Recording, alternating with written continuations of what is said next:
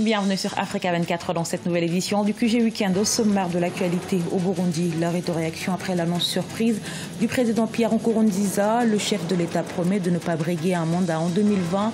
Les Burundais saluent cette décision mais restent toutefois sceptiques.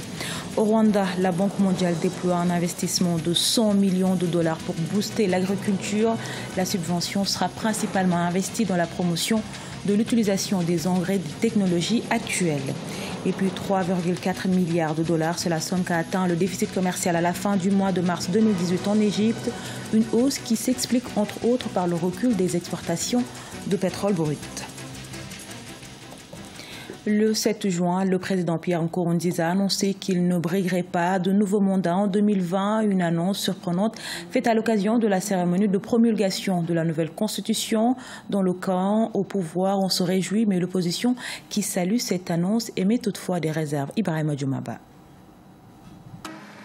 Au Burundi, le président Pierre Nkurunziza a annoncé le 7 juin 2018 son intention de se retirer de la tête de l'État en 2020 à la fin de son mandat. Cette déclaration a surpris plusieurs Burundais et les observateurs de la crise politique burundaise, d'autant plus qu'elle a été faite en marge de la cérémonie de promulgation de la nouvelle constitution. Certains membres de l'opposition ont bien accueilli cette déclaration. Si cet engagement était respecté, c'est un engagement qui pourra être utile et qui sera d'ailleurs utile pour lui-même, qui sera utile pour son parti et les militants du parti CNDD-FDD, qui sera utile au peuple burundais et à la nation burundaise. Lorsque la plupart des chefs d'État africains arrivent au terme de leur mandat, ils entrent en conflit avec les constitutions, ils émandent les constitutions, ils révisent les constitutions pour se succéder à eux-mêmes.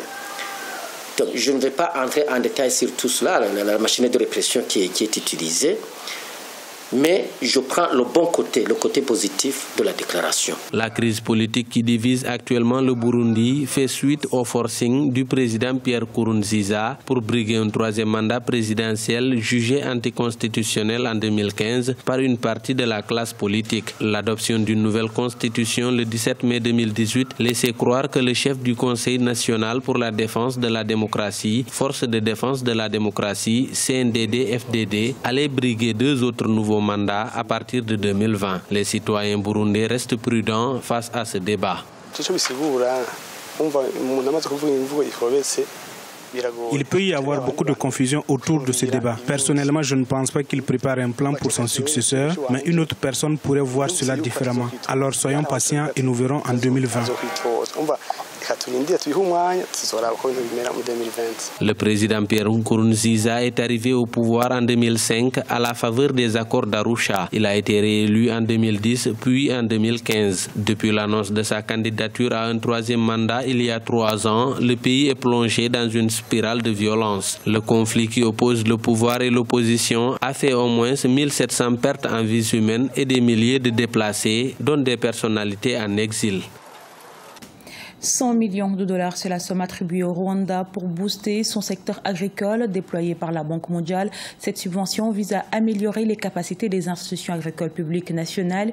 Il vise également à améliorer la structure et les capacités du ministère rwandais de l'Agriculture et des Ressources animales. Nelly Claude Bessa. Dans l'optique d'améliorer la mise en œuvre de son plan de transformation agricole, le Rwanda a signé avec la Banque mondiale un accord de partenariat d'une dotation de 100 millions de dollars qui permettra d'augmenter la commercialisation des chaînes de valeur agricoles du pays. Cette action vise surtout à renforcer le rôle du secteur privé dans le secteur de l'agriculture et à faire passer le gouvernement d'acteur de marché à facilitateur de marché. La banque est heureuse de soutenir ce deuxième programme pour les résultats qui ont le potentiel d'aboutir à des résultats de transformation en mettant l'accent sur le programme du gouvernement qui vise à soutenir les investissements du secteur privé dans le secteur agricole. L'accord vise également à améliorer les capacités du ministère rwandais de l'Agriculture et des Ressources animales. Il contribuera à renforcer la capacité d'entreprendre une analyse sectorielle des réformes politiques associées et d'introduire des modèles de financement pertinents pour attirer l'investissement privé. La subvention sera essentiellement destinée à la promotion de l'utilisation des engrais, des technologies actuelles et l'accès au marché ainsi que le développement de l'infrastructure. Le financement de la Banque mondiale de 100 millions de dollars contribue non seulement à atteindre le marché avec les produits agricoles qui seront de bonne qualité, permettent également de ne plus dépendre du calendrier agricole. L'apport de financement pour mettre à disposition des engrais est un facteur très important.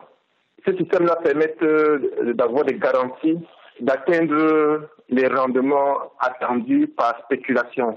Au Rwanda, la contribution de l'agriculture à la croissance représente 34% du produit intérieur brut. L'investissement dans les engrais, les semences améliorées et l'irrigation, ainsi que l'amélioration des prix du café et du thé, devraient stimuler les cultures vivrières et d'exportation. En Égypte, le déficit commercial est à la hausse. Il s'est établi à 3,4 milliards de dollars à fin mars 2018. Un phénomène qui s'explique entre autres par le recul des exportations de pétrole brut, pétrole qui dans le même temps a connu une augmentation de plus de 182% en termes d'importation. Plus de précisions dans ce sujet préparé et commenté par Solange Dubois.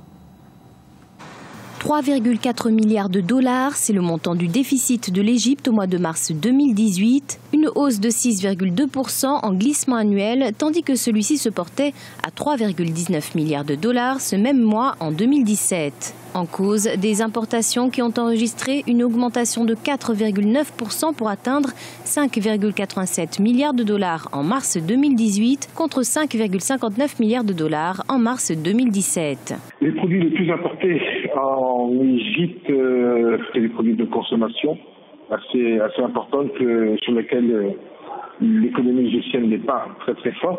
Bon, quand même, on peut être étonné que parmi ces produits qui sont importés, il y a le pétrole brut.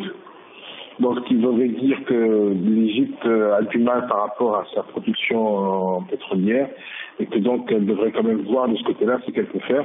Une hausse qui concerne principalement les importations de fer ou d'acier de 22%, ainsi que le blé avec 1,8% et les produits pharmaceutiques 0,3%. Néanmoins, les exportations ont progressé de 4,9%. Elles ont en effet atteint les 5,87 milliards de dollars en mars 2018 contre 5,59 milliards de dollars au mois de mars 2017. Le mois de mars a représenté un mois un petit peu délicat.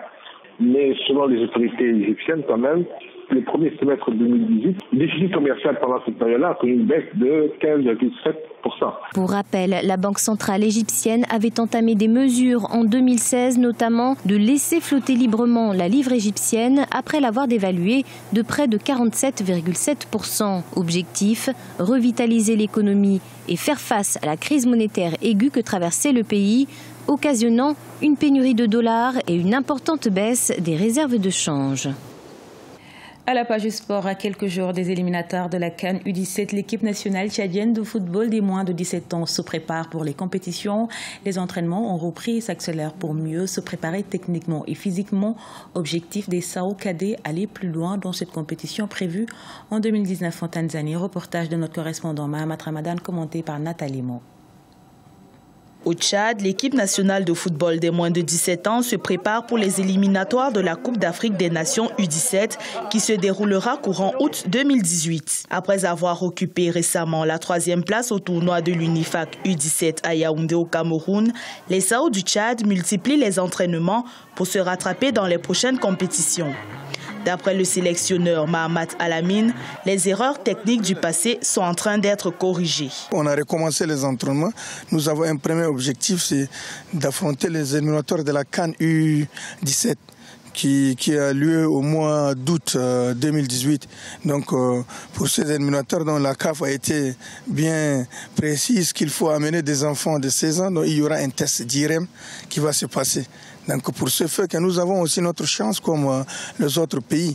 Donc la tricherie n'a plus de place. Donc nous espérons avec nos enfants vraiment arriver à un certain niveau. Pour certains observateurs, la reprise des entraînements arrive à point nommé. Ils estiment que les éliminatoires de la CAN U17 sont une opportunité pour les jeunes SAO de se faire découvrir à l'international. Cette initiative de la direction technique de la Fédération tchadienne de football a été saluée aussi bien par les techniciens du football que les supporters tchadiens. Ils sont en train de se préparer, sauf que les préparatifs ne se font pas comme il se le doit. Donc, ce n'est pas en plein temps, ils le font de manière trop sectorielle.